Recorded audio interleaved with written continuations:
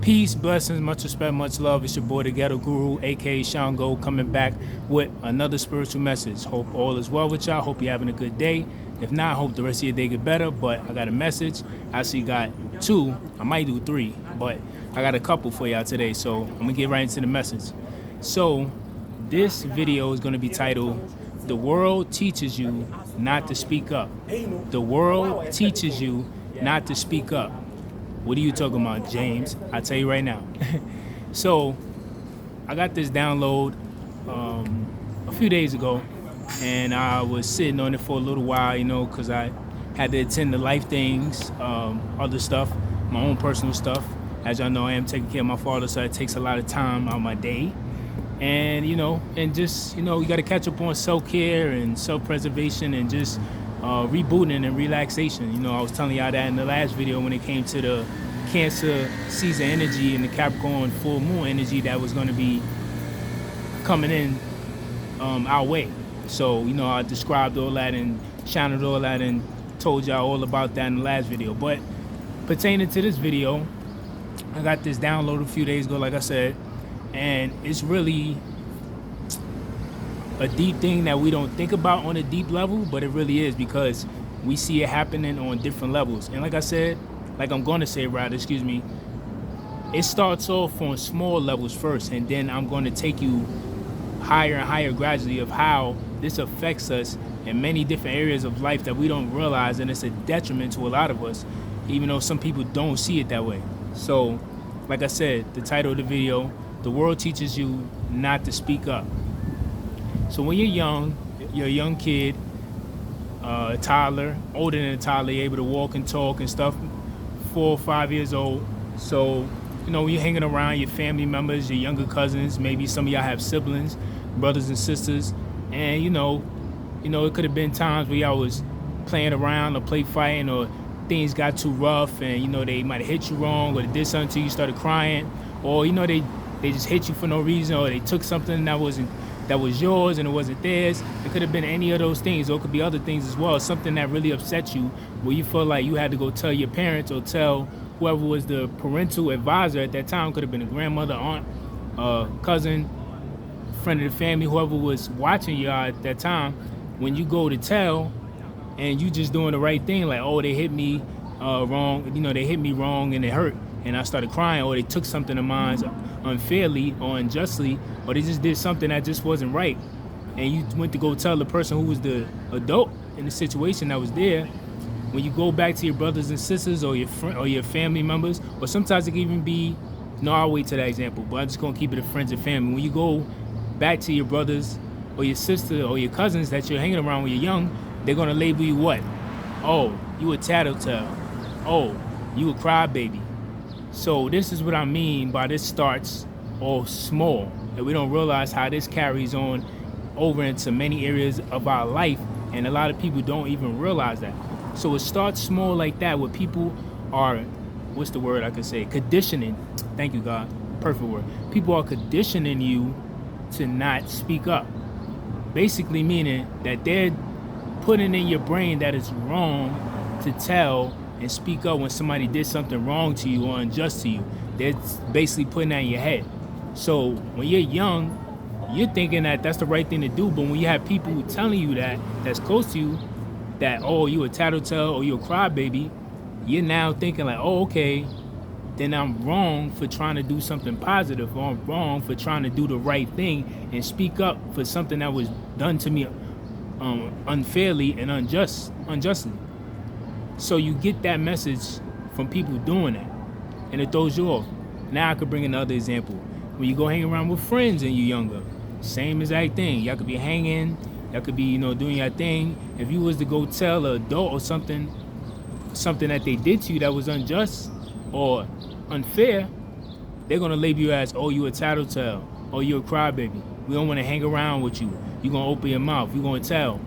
So now, not only are they making fun of you and make you feel bad for opening your mouth and speaking up for something that was done unfair to you, now they're giving you punishment, as far as, oh, we're not going to hang around you, oh, we don't want to talk around you because you're going to tell, or we don't want to do certain things around you. So now people are shunning you away and outcasting you as if you're the bad apple of the group, when really you're just doing something that anybody would do if somebody did something unjust or unfair to them.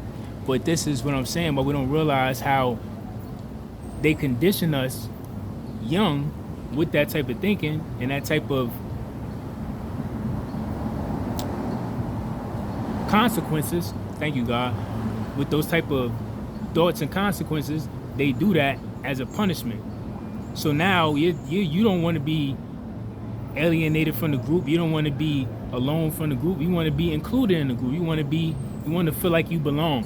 And any child wants to feel like they belong. But when you do that, now you're putting in the child's brain like, okay, it's wrong for me to speak up and to say when something is wrong or done to me unfair or unjust. So I'm not going to say anything because I'm going to be labeled as a tattletale crybaby. And not only that, people are not going to want to hang out with me anymore. And I don't want that. I want to hang out with my friends. I want to hang out with my cousins. I want to hang out with my brother and sister. I want to be down.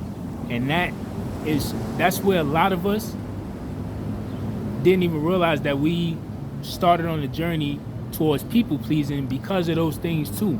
Because that's something where you're molding yourself to fit in, and now you're trying to be a part of the group when you didn't really do anything wrong. You're doing what anybody would do if somebody did something wrong to them. But that's the small level of that. So then you go out into the world. So you go out into the world and you go out to school, hanging around other kids, meeting them. Now you in class, now say if somebody did something to you in class, let's say if they threw something at you or took your pen, your paper, your book, your toys, whatever it is that was something that was of value to you or something of importance to you. And you go tell the teacher, now the kids in class are gonna say, oh, you're a tattletale or you're a teacher's pet. So now you just learned that conditioning from in your own home and in your environment where you grow up at, when you growing up at, and where you're living at, they're conditioning you into that type of thinking. Now we go to school, they're doing the same thing by labeling you as a teacher's pet, tattletale, crybaby, and all these other things. So now, not only are you getting punished at home in your living environment or just your environment where you live in your neighborhood, but now when you go to school, they're doing the same thing by labeling you as a tattletale or crybaby or all these things or teacher's pet. So now they teach you in school that, oh, you saying something and speaking up when something is done wrong to you or unfair is bad. So now that's teaching you, oh, don't speak up, don't say anything, just let it rock, or just figure it out on your own. So that's another level. Then we go into another level. Now, when you get older in your teenage years, this is when you really start hanging out and you hanging out in the street more. When I say hanging out in the street more, I mean like you're able to do more things than you were when you were younger, when you were 5, 6, and 7. Now you're a teenager, 13, 14, 15, and above. Now you're hanging out more. You might be around, hanging out with your friends a little later, going to certain places that you couldn't go before. You might even be going to teenage parties, different things. But that's what I mean, because in high school, now you start seeing a different level of it. So now you start getting introduced into no snitching. You see how that correlates to the conditioning when you was young, no tattletale, crybaby, teacher's pet. Now it advanced, now you get to a deeper level, no snitching. So what does that teach you now? Because they just taught you when you were younger and conditioned you that speaking up and saying something that's wrong, that was done wrongly and unjust, that's bad. So now when you go to a deeper level, a street level, people now are saying no snitching. So if you see somebody commit a crime, they're saying don't speak up. And I'm talking about like a crime like robbing an old lady, mugging somebody, robbing a little kid, somebody fighting, somebody getting jumped unjustly, somebody getting robbed. Now that's teaching you to mind your business. Because if you speak up, that's wrong. No snitching. Because nobody's going to want to hang out with you because everybody hates a snitch. That's the whole model and MO of that. So now that's teaching you that on a deeper level. So when it comes to crimes, and like I said, it could be a rapist on the loose, it could be anybody assaulting people, it could be people doing unjust things. And now people are teaching you that on a deeper level when it comes to that type of crimes, that's bad. Speaking up on that is bad. Or picking up your phone and trying to call 911 is bad. You know, you got the whole campaign of 911 is a joke, F the cops, and all this other stuff. That's what I'm saying, the deeper level. And okay, one aspect, some people may be able to say that, but overall, everybody's just repeating that because somebody else said it, because the same people that's teaching that, let's just use entertainers, because they're known for that, or as far as speaking about no snitching. Those are same entertainers that's saying no snitching and saying that are the same ones that's hiring law enforcement when they got to do a show, when they got to be escorted a certain place, they have security. Like, these are the same people that's telling you no snitching, but then when it comes to an event or they need to be somebody to walk around to protect them or different things, they have law enforcement. But they're telling you no snitching and don't deal with cops. And 911 is a joke. Like, that's why I said that everybody doesn't believe that and everybody doesn't follow that, because everybody just repeating what somebody else said because it sounds cool.